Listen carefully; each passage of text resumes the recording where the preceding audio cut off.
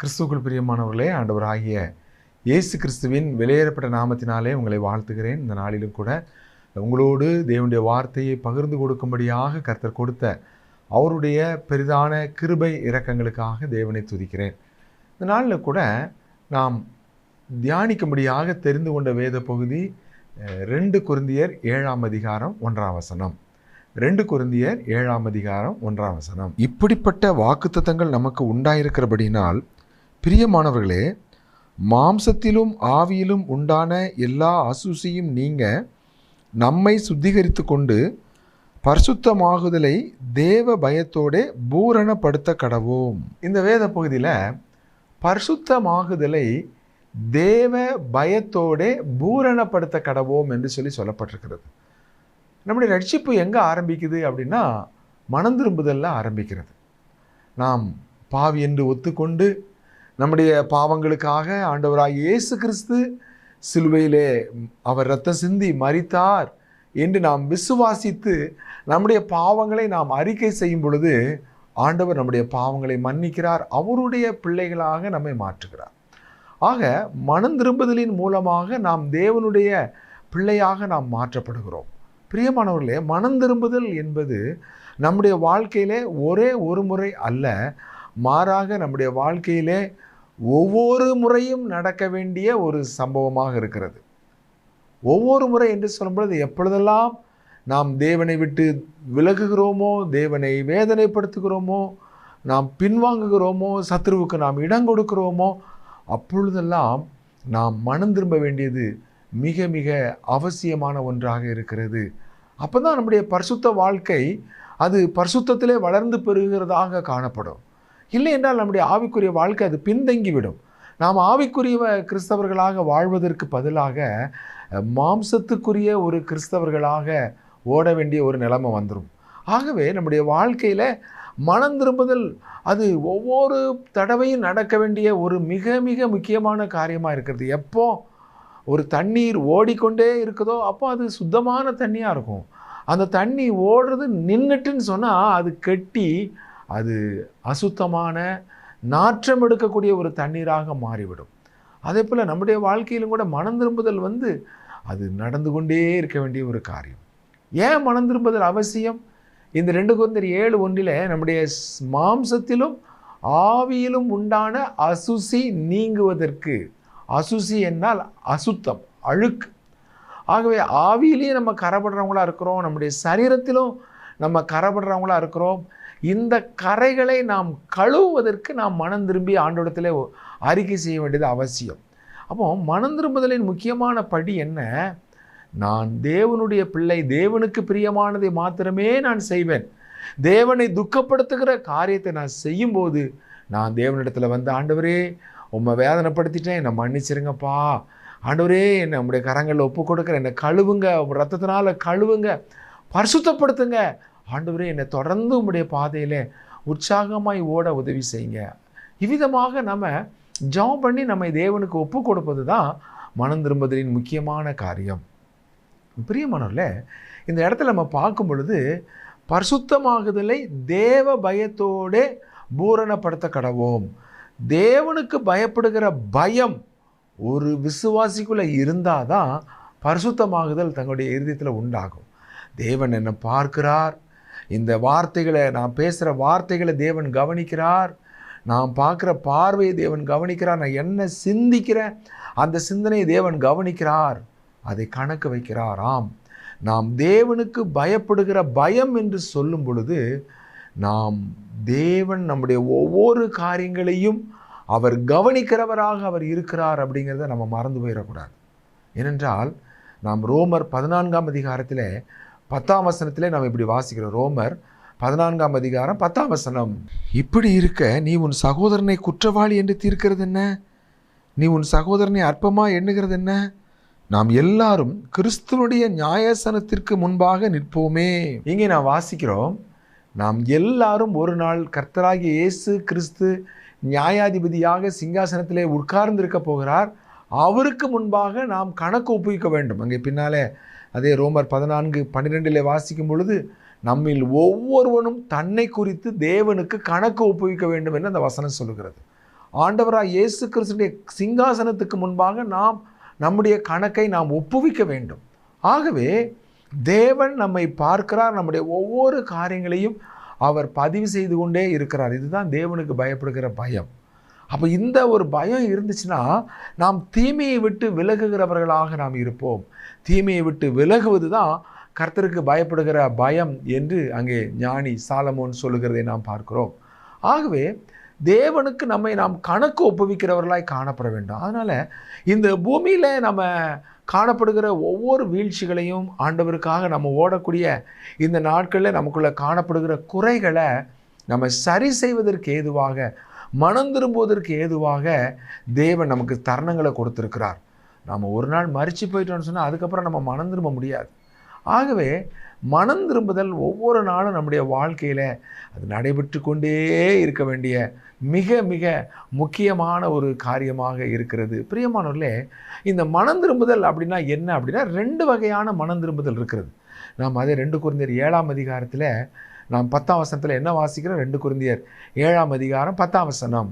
தேவனுக்கேற்ற துக்கம் பின்பு மனஸ்தாபப்படுகிறதற்கு இடமில்லாமல் ரட்சிப்புக்கு ஏதுவான மனம் திரும்புதலை உண்டாக்குகிறது. லௌகீக துக்கமோ மரணத்தை உண்டாக்குகிறது. பிரியமானவர்களே, இங்கே நாம் தேவனுக்கேற்ற துக்கம், லௌகீக துக்கம் என்று 2 காரியங்களை பார்க்குறோம். அப்போ தேவனுக்கேற்ற துக்கம் அப்படின்னா அது உண்மையான ஆவிக்குரிய துக்கம். ஒரு பாவத்தை ஒரு மனிதன் தன்னுடைய வாழ்க்கையில் செய்யும் பொழுது அவன் 2 விதமாக துக்கப்பட முடியும். ஒன்று தேவனுக்கேற்ற துக்கம் அல்லது லௌகீக துக்கம். லௌகீக துக்கம்னா என்ன அப்படின்னா அந்த சூழ்நிலைகளை காரணம் காட்டுறது, மற்றவங்க மேலே பழிய போடுறது. அந்த மாதிரிலாம் செஞ்சதுனால தான் நான் இப்படி பண்ணிட்டேன், அந்த சூழ்நிலை மட்டும் எனக்கு இப்படி இல்லாமல் இருந்திருந்தா நான் இந்த மாதிரி நான் செஞ்சுருக்க மாட்டேன் என்று சொல்லி மற்ற காரணங்களை காட்டிவிட்டு அது உண்மையான மனம் திரும்புதலை அது உண்டாக்காமல் அது மரணத்தை உண்டாக்குகிறது. தேவனுக்கேற்ற துக்கம் எதை உண்டாக்குகிறது அப்படின்னா அது மனம் திரும்புதலை உண்டாக்குகிறது. அப்போது ஒரு கிறிஸ்தவ வாழ்க்கையில் நாம் தவறு செய்யும் பொழுது நம்ம தப்புன்னு ஒத்துக்கிடுவோம். ஆனால் அதை சரி செய்வதற்கு நாம் மிக கவனமாக இருக்க வேண்டும். நாம் நீதிமொழிகளில் 28ஆம் அதிகாரம் 13ஆம் வசனத்தில் என்ன வாசிக்கிறோம்? நீதிமொழிகள் 28:13. தன் பாவங்களை மறைக்கிறவன் வாழ்வடைய மாட்டான், அவைகளை அறிக்கை செய்து விட்டு விடுகிறவனோ இரக்கம் பெறுவான். 2 விதமான மனிதனை குறித்து இங்கே சொல்லப்பட்டிருக்கிறது. ஒன்று தன் பாவங்களை மறைக்கிறவன், இன்னொன்று பாவங்களை அறிக்கை செய்து விட்டு விடுகிறவன். அப்போ பாவம் செய்யாத மனுஷன் இல்லை, நன்மையே செய்யக்கூடிய நீதிமான் ஒருவனும் இந்த பூமியில் இல்லை என்று வேதம் சொல்லுது. ஆனால் பாவம் செய்கிற இந்த மனிதன் தன்னுடைய பாவத்தை ஒத்துக்கொள்ளுகிறானா அல்லது மறைக்கிறானா?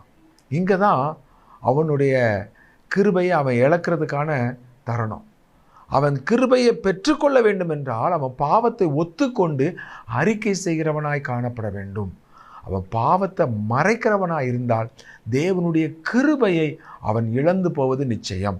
பிரியமானவர்களே, ஆகவே பாவத்தை செஞ்சியான்னு ஆண்டவர் கேட்கல. ஆண்டவர் என்ன செய்கிறாரு? செஞ்ச பாவத்தை நீ மறைச்சியா அல்லது அறிவித்தாயா என்று கேட்கிறார். பாவங்களை மறைக்கிறவன் வாழ்வடைய மாட்டான்.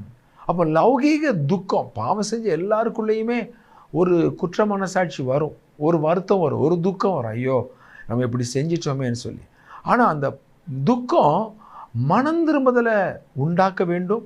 தேவனிடத்தில் வந்து, ஆண்டவரே நான் இந்த மாதிரி தப்பு பண்ணிட்டேன், இந்த மாதிரி நான் செய்யக்கூடாதுன்னு நினைக்கிறேன், இதை தான் நான் செஞ்சிட்டேன், ஆண்டவரே என்னை மன்னிச்சிருங்கன்னு சொல்லி தேவனிடத்திலே உண்மையான மனம் திரும்புதலோடு கூட மனஸ்தாபத்தோடு கூட அந்த மனிதன் வர வேண்டும். பிரியமானவர்களே, முதலாவது மனம் திரும்புதல் எங்கே ஆரம்பிக்கணும்? நம்முடைய சிந்தையில் ஆரம்பிக்குது.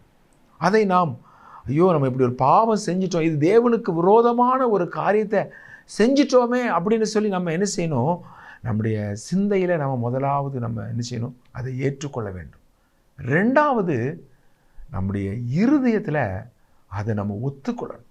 நம்முடைய இருதயம் எப்படின்னா திருக்குள்ளது மகா கேடுள்ளது. அது என்ன செய்யும் அப்படின்னா சாக்கு போக்குகளை சொல்லி, இதெல்லாம் அவங்க செய்யலையா, இவங்க செய்யலையா, யார் இப்படி இருக்கிறா, ஊழியக்காரங்க அப்படி இருக்காங்க, அந்த அவங்க பாருங்க சபையில் நல்லா ஓடுறாங்க, அவங்க அந்த மாதிரி செய்கிறாங்க என்று நம்முடைய இருதயம் மற்றவர்களை குற்றச்சாட்டி விட்டு அதை அப்படியே கடினப்படுத்துகிற அந்த பாவத்தை தொடர்ந்து செய்வதற்கு வஞ்சிக்கிறதுக்கு ஏதுவாக நம்முடைய இருதயம் செயல்பட்டு விட நாம் அனுமதிச்சிடக்கூடாது. நம்முடைய இருதய கடினம் நம்முடைய வாழ்க்கையை கெடுத்து போடும். அப்போ சிந்தையில் நம்ம தவறு என்று நம்ம அதை உணர்ந்து கொள்ளும் பொழுது நம்முடைய இருதயத்தில் நம்ம தீர்மானம் எடுக்கணும், அது தப்பு, இனி நான் அதை செய்ய மாட்டேன். ஆண்டவரை வேதனைப்படுத்துகிற, ஆண்டவரை துக்கப்படுத்துகிற ஒரு காரியத்தை நான் செய்ய மாட்டேன். இன்னொருத்தருடைய இருதயத்தை காயப்படுத்துகிற, இன்னொருத்தரை வேதனைப்படுத்துகிற, இன்னொருவருடைய மனமடி வாக்குகிற ஒரு வார்த்தைகளை, ஒரு செயல்களை நான் செய்ய மாட்டேன்னு சொல்லி நம்முடைய இருதயத்தில் தீர்மானம் எடுத்து அதை தேவனிடத்தில் அறிக்கை செய்யணும். ஆண்டவரே நான் மன்னிச்சிருங்கப்பான்னு சொல்லி. தேவனுக்கு விரோதமாக செய்யப்பட்ட பாவங்கள், தேவனுக்கு விரோதமாக அங்கே செய்யப்பட்ட ஒவ்வொரு பாவங்களும் அது தேவனுக்கு முன்பாக அறிக்கை செய்யப்பட வேண்டும். அது சில பாவங்கள் வெளிப்படையாக மற்றவங்களுக்கு மத்தியிலேயே நம்ம அறிக்கை செய்ய வேண்டியது அவசியம். ரகசியமாக செய்யப்பட்ட பாவங்களை நம்ம ரகசியமாக தேவனிடத்தில் நம்ம அறிக்கை செய்யணும். ஆனால் செய்யப்பட்ட எல்லா பாவமும் தேவனுக்கு விரோதமானதுங்கிறத நம்ம மறந்துடக்கூடாது. சங்கீதம் 51:4 தாவீது சொல்கிறாரு, தேவரீர் ஒருவருக்கே விரோதமாக நான் பாவம் செய்து உமது கண்களுக்கு முன்பாக பொல்லாங்கானதை நடப்பித்தேன் என்று சொல்லுகிறார். அப்போ செய்யப்பட்ட ஒரு பாவம் அது யாருக்கு விரோதமாக செய்யப்பட்டாலும், அது மனிதனுக்கு விரோதமானதாக இருந்தாலும், செய்யப்படுகிற எல்லா பாவங்களும் தேவரீர் ஒருவருக்கே விரோதமாக பாவம் செய்து உமது கண்களுக்கு முன்பாக பொல்லாங்கானதை நடப்பித்தேன் என்று தாவீது அறிக்கை செய்கிறதை பார்க்கிறோம். ஆகவே நாம் செய்கிற ஒவ்வொரு பாவங்களும் தேவனுக்கு விரோதமானது. அதை நாம் நம்முடைய இருதயத்தில் உணர்ந்து முதலாவது நம்முடைய பாவங்களை நம்ம தேவனிடத்தில் அறிக்கை செய்ய வேண்டும். ரெண்டாவது, நம்ம வேறு யாரையாவது நம்ம கடினமாக பேசியிருந்தோம், நம்ம யாருடைய இருதயங்களையாவது காயப்படுத்தி இருந்தோம், யாருடைய பொருட்களையாவது நம்ம அபகரித்து வச்சுருந்தோம் அப்படின்னா நம்ம என்ன செய்யணும்? அவங்களிடத்துல போய் மன்னிப்பு கேட்டு நாம் ஒப்புரவாக வேண்டியது மிக மிக அவசியமான ஒன்றாக இருக்கிறது. அதான் மனம் திரும்புதலில் தேவனுக்கேற்ற துக்கம் அது மனஸ்தாபத்தையும் மனம் திரும்புதலையும் உண்டாக்குகிறதாக இருக்கிறது. அப்போ தவறு செய்யும் பொழுது ஒரு மனிதன் என்ன செய்யணும்? சிந்தையில் உணரணும். ரெண்டாவது, இருதயத்தில் அதை ஒத்துக்கொண்டு அவன் தீர்மானம் எடுக்கணும், இது தப்பு, இனி நான் இந்த பாவத்தை செய்ய மாட்டேன், நான் தேவனிடத்தில் அறிக்கை செய்வேன். மூன்றாவது, அவன் செயல்கள் அதை வெளிப்படுத்தணும். அப்போ எப்படி கிரியை இல்லாத விசுவாசம் செத்ததோ அதே போல் கிரியை இல்லாத மனம் திரும்புதலும் செத்தது. அவர் நான் மனம் திரும்புகிறேன்னு சொல்லிட்டு நான் ஆண்டவர்கிட்ட மட்டும்தான் நான் மன்னிப்பு கேட்பேன், ஆண்டவர்கிட்ட நான் சொல்லிட்டேன், ஆண்டவரை இருதயத்தை அறிவார்னு சொல்லிட்டு மனிதரிடத்தில் போய் மன்னிப்பு கேட்க வேண்டிய காரியத்தில் மன்னிப்பு கேட்கலன்னு சொன்னால் நம்முடைய மனம் திரும்புதல் அது உண்மையான மனம் திரும்புதல் அல்ல, அது லௌகீக துக்கம். ஒரு மனைவி கணவனிடத்தில் சண்டை போட்டுட்டாங்க, அல்லது கணவன் மனைவிடத்தில் சண்டை போட்டுட்டாங்க. இப்போ என்ன செய்யணும்? உண்மையான மனம் திரும்புதல் தேவனிடத்தில் முதலாவது மன்னிப்பு கேட்கணும். ரெண்டாவது, அந்த சம்மந்தப்பட்ட நபர்கிட்ட போய் இந்த மாதிரி நான் கடினமாக பேசிட்டேன், நான் கோபமாக பேசிட்டேன், நான் பேசுனது தப்பு, மன்னிச்சுக்கிடுங்க அப்படின்னு மன்னிப்பு கேட்க வேண்டும். இந்த மனம் திரும்புதல் தான் உண்மையான மனம் திரும்புதல். இதுதான் கிரியையில் வெளிப்படுகிற மனம் திரும்புதல். அதன்படி இல்லாமல் அவங்கள்ட்ட போய் நான் மன்னிப்பு கேட்க மாட்டேன்னு சொல்லிட்டு அவங்க சம்மந்தப்பட்ட நபர்கிட்ட போய் மன்னிப்பு கேட்குறதுக்கு நம்ம ஈகோ பார்த்துக்கிட்டு நம்ம பெருமையாக கடினமாக இருந்துட்டு ஆண்டவர்கிட்ட மட்டும் நான் ஜெபம் பண்ணிட்டேன், ஆண்டவர்கிட்ட நான் ஒப்பு கொடுத்துட்டேன்னு சொன்னால் நம்முடைய ஆவிக்குரிய வாழ்க்கையின் வீழ்ச்சி அங்கே ஆரம்பிக்கிறது. ஏன்? நம்ம அறிக்கை செய்து அதை நாம் விட்டுவிட வேண்டுமே ஒழிய, நம்ம சரி செய்ய வேண்டிய நபரிடத்துல போய் சரி செய்யணுமே ஒழிய, நம்ம தேவனிடத்தில் மட்டும் நான் சொல்லிட்டேன்னு சொல்லிட்டு நம்ம போவோம் என்றால் நம்முடைய மனம் திரும்புதல் உண்மையானதல்ல, முழுமையானதல்ல. அது முழுமையாக காணப்படணும்னா சம்பந்தப்பட்ட நபர்கிட்ட போய் நம்ம தாழ்த்தணும். நம்ம தாழ்த்த முடியலன்னு சொன்னால், நம்ம அதில் பெருமையாக இருந்தோன்னு சொன்னால் நாம் தேவனுடைய கிருபையை ஒருபோதும் நாம் பெற்றுக்கொள்ளவே முடியாது. ஆகவே மனம் திரும்புதல் தேவனிடத்திலையும் நம்ம ஒப்புரவாகணும். மனுஷருக்கு விரோதமாக செய்யப்பட்ட காரியமாக இருந்தால் மனுஷரிடத்திலும் நாம் ஒப்புரவாக வேண்டியது மிக மிக அவசியமான ஒன்றாக இருக்கிறது. இப்போ பாருங்கள், இந்த மனம் திரும்புதல் எப்படி இருக்குன்னா, இந்த 2 கொரிந்தியர் 7:10 நம்ம திரும்ப வாசிக்கலாம். தேவனுக்கேற்ற துக்கம் பின்பு மனஸ்தாபப்படுகிறதுக்கு இடமில்லாமல் இரட்சிப்புக்கு ஏதுவான மனம் திரும்புதலை உண்டாக்குகிறது. லௌகீக துக்கமோ மரணத்தை உண்டாக்குகிறது. தேவனுக்கேற்ற துக்கத்தை நம்முடைய வாழ்க்கையில் நம்ம கொண்டிருந்தோம்னு சொன்னால் பின்பு நம்ம மனஸ்தாபம், ஐயோ நம்ம அன்னைக்கு அப்படி நம்ம நடந்திருக்க வேண்டாம், ஐயோ நம்ம இப்படி செஞ்சிட்டோமே அப்படின்னு நம்ம பின்னாட்களில் உட்கார்ந்து நம்ம வேதனைப்பட்டு கொண்டு இருக்க வேண்டிய அவசியம் இல்லை. அது மாத்திரமல்ல, ஒரு நாள் நம் கர்த்தராகிய இயேசு கிறிஸ்துடைய சிங்காசனத்துக்கு முன்பாக போய் நம்ம நிற்போம்னு சொல்லி நம்ம பார்த்தோம் இல்லையா, நம்ம குறித்து நம்ம கணக்கு ஒப்புவிக்கணும்னு சொல்லி தேவனுடைய வார்த்தை சொல்லுகிறது இல்லையா, அந்த நாளில் நம்ம எந்த விதமான மனஸ்தாபம் இல்லாமல் போய் நிற்கலாம். ஏன்னா நம்ம அந்தந்த நாளில் நடந்த ஒவ்வொரு தவறுகளையும் நம்ம உடனடியாக மனம் திரும்பி நம்ம அறிக்கை செய்து நம்ம சரி செஞ்சிட்டதுனால நம்ம கிறிஸ்துவனுடைய சிங்காசனத்துக்கு முன்னால் போய் நிற்கும் பொழுது ஆண்டவராக இயேசு கிறிஸ்து சொன்னார் இல்லையா, இந்த உலகத்தின் அதிபதி வருகிறான், அவனுக்கு என்னிடத்தில் ஒன்றுமில்லை. நம்முடைய பாவங்களை நம்ம அறிக்கை செய்து விட்டு விடுவோம் என்றால் நம் கிறிஸ்துவனுடைய சிங்காசனத்துக்கு முன்பாக போய் நாம் நிற்கும் பொழுது அங்கே எந்த விதமான நியாய தீர்ப்பு நம்ம மேலே வரப்போகிறதே இல்லை. ஏன்னா இந்த பூமியிலேயே நாம் ஆண்டவர் ரத்தத்தினால் கழுவுங்கன்னு சொல்லி நம்ம சரி செஞ்சிட்டோம், மன்னிப்பு கேட்டுட்டோம். ஆண்டவரிடத்தில் மட்டும் இல்லை, நம்ம ஒப்புரவாக வேண்டிய வெங்கடத்தில் போய் நம்ம ஒப்புரவாயிட்டோம்னு சொன்னால் இங்கே தான் நம்முடைய மனம் திரும்புதல் என்ன செய்யுதுன்னா, பின்னால் நம்ம கிறிஸ்துவனுடைய சிங்காசனத்துக்கு முன்னால் போய் நம்ம நிற்கும்போது அங்கே நம்ம துக்கப்படுறதுக்கோ அல்லது நம்ம அவமானப்படுறதுக்கோ ஒரு காரியமும் அங்கே இருக்காது. ஆகவே அருமையானவர்களே, நம்முடைய வாழ்க்கையில் மறைத்து விடாமல் நம்ம அறிக்கை செய்கிறவர்களாக, சரி செய்கிறவர்களாக நம்ம காணப்பட வேண்டியது மிக மிக அவசியம். 2 விதமான ஜனங்களை குறித்து நம்ம பார்க்குறோம். ஒன்று நினிவேயினுடைய ஜனங்கள். இந்த நினிவேயினுடைய ஜனங்களை குறித்து நீங்கள் பார்த்தீங்கன்னா, ஆண்டவர் யோனா மூலமாக சொல்கிறாரு, நீ போய் நினிவேக்கு பிரசங்கம் பண்ணு, இன்னும் 40 நாள் தான் நினிவேயை நான் முழுவதுமாக அழித்து போடுவேன் என்று ஆண்டவர் சொல்கிறார். யோனா போய் சொன்ன உடனே அந்த நினிவே பட்டணத்துடைய ராஜா, மனுஷர்கள், சிறியோர், பெரியோர், ஏன் மிருகங்கள் முதற்கொண்டு உபவாசத்தை கூறி அவங்க புசியாமல் குடியாமல் உட்கார்ந்து தேவனுக்கு நேராக மனம் திரும்புகிறார்கள். மனம் திரும்புதல் தாழ்மைப்படுகிற ஒரு காரியமாக இருக்கிறது. மறைக்கிறது பெருமைக்குரிய ஒரு கடினமாக இருக்கிறது. இந்த நினிவே ஜனங்கள் அந்த யோனா தீர்க்கதரிசி மூலமாக சொல்லப்பட்ட அந்த எச்சரிப்பின் வார்த்தையை கேட்ட உடனே என்ன செஞ்சாங்க அப்படின்னா, மனம் திரும்பினாங்க. நம்ம எப்படி என்ன வாசித்தோம்னா, அந்த யோனா, நான் 3ஆம் அதிகாரம் 10ஆம் வசனத்தை வாசிக்கலாம். யோனா 3ஆம் அதிகாரம் 10ஆம் வசனம். அவர்கள் தங்கள் பொல்லாத வழியை விட்டு திரும்பினார்கள் என்று தேவன் அவர்களுடைய கிரியைகளை பார்த்து தாம் அவர்களுக்கு செய்வேன் என்று சொல்லியிருந்த தீங்கை குறித்து மனஸ்தாபப்பட்டு அதை செய்யாதிருந்தார். இங்கே தேவன் எதை பார்க்குறாரு? அவர்கள் பாவ அறிக்கை செஞ்சாங்க, உபவாசம் போட்டு தங்களை தாழ்த்தி ஜெபம் பண்ணாங்க.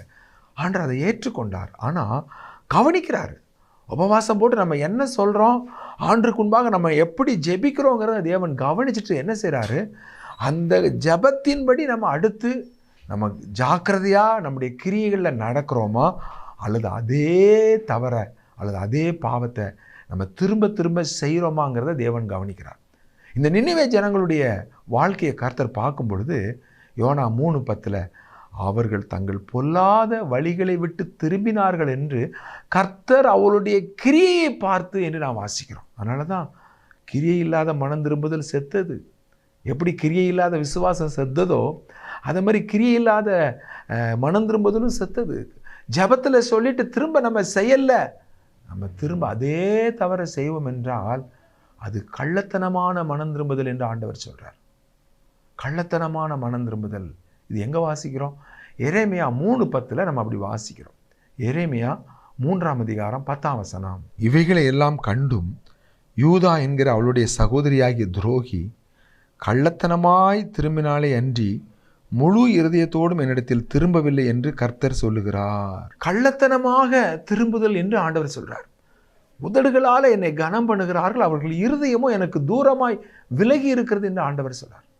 அப்போ நம்முடைய வார்த்தைகளில் நம்ம என்ன சொல்கிறோமோ அதை நம்முடைய செயல்களில் நம்ம செய்ய வேண்டும். முழு இருதயத்தோடு நம்ம திரும்பணும். அப்போ நம்ம பாவத்தை வெறுக்கக்கூடிய ஒரு இருதயமும் பாவத்தை விட்டு விலகக்கூடிய ஒரு ஜீவியமும் அங்கே வெளிப்பட வேண்டியது அவசியம். அப்படி இல்லைன்னு சொன்னால் ஆண்டவர் இந்த எரேமியா 3:10 சொல்கிறாரு, அவள் துரோகி. ஏன்னா அவள் கள்ளத்தனமாக மனம் திரும்பினா அவள் முழு இருதயத்தோடு என்னிடத்துல திரும்பவில்லை. நம்ம முழு இருதயத்தோடும் தேவனுக்கு நேராக நம்முடைய வழியை சரி பண்ணலைன்னு சொன்னால் தேவன் நம்மளை கவனிக்கிறார். தேவனை நம்ம ஏமாற்ற முடியாது. தேவனை ஒருபோதும் நம்ம ஏமாற்றிட முடியாது. அவர் கவனிக்கிறார். நம்ம ஜெபிக்கும் போது அதை ஏற்றுக்கொள்கிறார். அடுத்து நம்ம எப்படி நடக்கிறோங்கிறத கவனிக்கிறார். முழு இருதயத்தோடும் ஆண்டவரிடத்தில் நம்ம திரும்பணும்னா நம்முடைய மனம் திரும்புதல் உண்மையானது. நம்ம முழு இருதயத்தோடு திரும்பலைன்னு சொன்னால் நம்முடைய மனம் திரும்புதல் கள்ளத்தனமான மனம் திரும்புதல், நம்ம துரோகி என்று ஆண்டவர் சொல்லுகிறார். எவ்வளோ பயங்கரமாக இருக்குது பாருங்கள். அடுத்து இதே மாதிரி நம்ம எங்கே வாசிக்கிறோம்னா ஓசியா 6ஆம் அதிகாரம் 4ஆம் வசனத்தில் வாசிக்கிறோம். அநேகருடைய பக்தி எப்படி இருக்குது அப்படின்னா, சபைக்கு வரும் பொழுது, உபவாச ஜெபங்களில் வரும் பொழுது, ஜெபிக்கின்ற பொழுது தேவதூதர்களை போல இருக்கிறாங்க. ஆனால் அந்த ஜெபம் எப்படிப்பட்ட ஒரு ஜெபமாக, அந்த மனம் திரும்புதல் எப்படிப்பட்ட ஒரு மனம் திரும்புதலாக இருக்குதுன்னா, ஓசியா 6ஆம் அதிகாரம் 4ஆம் வசனத்தை வாசிக்கலாம். ஓசியா 6:4. எப்பிராயீமே உனக்கு என்ன செய்வேன், யூதாவே உனக்கு என்ன செய்வேன், உங்கள் பக்தி காலையில் காணும் மேகத்தைப் போலவும் விடியற் காலையில் தோன்றும் பனியைப் போலவும் ஒளிந்து போகிறது. ஆண்டவர் இங்கே என்ன சொல்கிறாரு? எப்பிராயீமே, யூதாவே, உன் பக்தி காலையில் காணும் மேகத்தைப் போலவும் விடியல் காலத்திலே தோன்றும் பனியைப் போலவும் ஒளிந்து போகிறது. காலையில் பார்த்தா மேகம் இருக்குது, மழையை காணும், மேகத்தையும் காணும். பனி பெஞ்ச மாதிரி ஈரமாக இருந்துச்சு, வெயில் ஏறிட்டு காணும். நம்முடைய பக்தி இவ்விதமாக காணப்படும் என்றால் தேவன் வேதனைப்படுகிறவராக இருக்கிறார். ஆண்டவரை நம்ம சந்தோஷப்படுத்துகிறவங்களாக இருந்தால் தான் நம்ம சீஷர்களாக இருக்க முடியும். அவருடைய ஆசீர்வாதத்தை சம்பூர்ணமாய் நம்முடைய வாழ்க்கையில் அனுபவிக்கிறவங்களாக நம்ம காணப்பட முடியும். ஆகவே முழு இருதயத்தோடு நம்ம திரும்ப வேண்டியது மிக மிக அவசியமான ஒன்றாக இருக்கிறது. அப்படி இருந்தால் தான் நம்ம நியாயத்தீர்ப்பு நாளில் நம்ம என்ன செய்ய முடியும்? கிறிஸ்துவுக்கு முன்பாக அவருடைய சிங்காசனத்தில் நம்ம நிற்கும் பொழுது நாம் குற்றமற்றவர்களாக நம்ம காணப்பட முடியும். நம்ம ஏன் கர்த்தருடைய பந்தியை நம்ம ஆசரிக்கிறோம்? கர்த்தருடைய பந்தியில் நம்ம பங்கு கொள்ளும் பொழுது நம்ம என்ன செய்கிறோம்? நம்மை நாமே நிதானித்து அறிய வேண்டும். நான் தகுதியாக இருக்கிறேனா? நான் சரியாக இருக்கிறேனா? நான் தேவனுக்கு பயப்படும் பயத்தோடு இருக்கிறேனா? நம்ம அந்த வாரத்தில் நம்ம எப்படி நடந்தோம்? ஆண்டுக்கு முன்பாக நம்ம உண்மையாக இருந்தோம்? நம்மை நாமே நிதானித்து ஆராய்ந்து நம்ம சோதித்து நம்ம அந்த பந்திக்குள்ளே வரணும். நம்ம சரியில்லைன்னு சொன்னால் நம்ம சரிப்படுத்திட்டு தான் நம்ம அந்த பந்திக்குள்ளே வரணும். நான் சரியில்லைன்னு சொல்லிவிட்டு அந்த பந்தியில் நம்ம பங்கு கொள்வோம் என்றால் அது நம்முடைய வாழ்க்கையில் தேவனுடைய சிட்சையை, அது வியாதியை, பலவீனத்தை, ஏன் மரணத்தையே நமக்கு கொண்டு வந்துடும்னு சொல்லப்பட்டிருக்கு. ஆகவே தேவன் நம்மளை கவனிச்சுட்டே இருக்கிறாரு. அந்த தேவனுக்கு முன்பாக நம்முடைய ஜீவியம் மறைவாக இல்லை, எல்லாமே சகலமும் அவருடைய கண்களுக்கு முன்பாக வெளியரங்கமாய் நிர்வாணமாய் இருக்கிறது என்று வேதம் சொல்லுது. ஆகவே அவருக்கு நம்ம கணக்கு ஒப்புவிக்கிறவர்களாக இருக்கிற அப்படின்னால இந்த கர்த்தருடைய பந்தி நமக்கு வைக்கிற நல்ல வாய்ப்பு. அந்த பந்திக்கு முன்பாக நம்மளை ஆராய்ச்சி பார்க்குறதுக்கு, நம்மளை சுத்திகரித்து கொள்வதற்கு, நம்மை சுத்தப்படுத்துவதற்கு, நம்மை தாழ்த்துவதற்கு அந்த பந்திக்கு முன்பாக நாம் நம்மை சோதித்து போகுது. சரியில்லையா சரி செய்துட்டு நம்ம கர்த்தருடைய பந்தியில் பங்கு கொள்ளணும். ஆண்டவர் காணிக்கையை செலுத்துறதை குறித்து சொல்லும் பொழுது ஆண்டவர் மத்தேயில மலைப்பிரசங்கத்தில் சொல்கிறாரு, முன் சகோதரனிடத்தில் உனக்கு ஏதாயிலும் மன வருத்தம் இருந்துச்சுன்னா முன்பு போய் ஒப்புரவாகு, பின்பு காணிக்கை செலுத்து. முன்பு ஒப்புரவாகணும். காணிக்கை செலுத்துறதையே நீ ஒப்புரவாயிட்டு தான் காணிக்கை செலுத்தணும்னு சொன்னால் அப்போ கர்த்தருடைய பந்தியில் நம்ம சரி செய்யாமல் நம்ம உண்மையான தேவனுக்கேற்ற மனம் திரும்புதலுக்குள்ளே காணப்படாமல் நம்ம துணிகரமாக நம்ம பங்கு கொண்டக்கூடாது. அப்படி பங்கு கொள்ளும் பொழுது அது நம்முடைய வாழ்க்கையில் அதிகமான நஷ்டங்களை, வீழ்ச்சிகளை, அடிகளை, தேவ கோபத்தை, அது சிட்சையை கொண்டு வரும் என்று வேதம் சொல்லுகிறது. ஆகவே அருமையானவர்களே, தேவனுக்கு பயப்படும் பயத்தோடு கூட ஆண்டவரே என் மேலே கிருபையாயிரும், என் மேலே இரக்கமாயிரும் என்று சொல்லி நம்மை நாமே நிதானிக்கிறோம். பந்திக்கு முன்னால் அவங்க பந்திக்கு வராங்களா, இவங்க பந்திக்கு வராங்களான்னு மற்றவங்களை நிதானிக்கிறதுக்காக தேவன் நம்மளை அந்த பந்திக்கு முன்னால் வைக்கலை. அந்த கர்த்தருடைய மேஜைக்கு முன்னால், அந்த கர்த்தருடைய திருவிருந்துக்கு முன்னால் தேவன் நம்மை நாமே சோதித்து பார்க்க ஆண்டவர் அங்கே அந்த பந்தியை வச்சிருக்கிறார். ஆகவே நம்ம சில பாவங்களில் மேற்கொள்ள முடியல, உபவாசம் போட்டு ஜெபிக்கணும், ஆவியானுடைய பலத்தை கேட்கணும், ஆவியானுடைய வல்லமையை கேட்கணும். ஆண்டரே உம்முடைய வல்லமை எனக்கு தாரும். நம்ம மேற்கொண்டு ஜெயம் எடுக்கிறதுக்கு தான் அவர் வல்லமையின் ஆவியானவராக இருக்கிறார். நம்ம உண்மையான மனம் திரும்புதலோடு அவரிடத்தில் வரும் பொழுது அவர் நமக்கு மன்னிப்பை தருகிற தேவன், பரிசுத்தமாக வாழ்வதற்கு பலன் தருகிற தேவன். பரிசுத்தமாகுதலை நாம் தேவ பயத்தோட பூரணப்படுத்த தேவன் நிச்சயமாய் நமக்கு உதவி செய்வார். கர்த்தர் தாமே இந்த நாட்களில் உங்களோடு இந்த வார்த்தைகள் மூலமாய் பேசியிருப்பார்களானால் நீங்கள் என்னோட சேர்ந்து ஜெபம் பண்ணுவீங்களா? நாம் ஜெபம் செய்யலாங்க. நல்ல ஆண்டவரே, உமக்கு உண்மையாய் வாழ, உமக்கு பரிசுத்தமாய் வாழ அன்று ஒவ்வொரு நாளும் நாங்கள் தவறுகின்ற பொழுது மனம் திரும்பி ஆண்டவரே நாங்கள் உமக்கு ஏற்ற சாட்சிகளாய் காணப்பட எங்களுக்கு நீர் கிருபை செய்ய வேண்டும் என்று எங்கள் ஆண்டவராய் இயேசு கிறிஸ்து நாமத்தில் தாழ்மையோடு ஜெபிக்கிறோம் எங்கள் நல்ல பிதாவே. ஆமேன், ஆமேன்.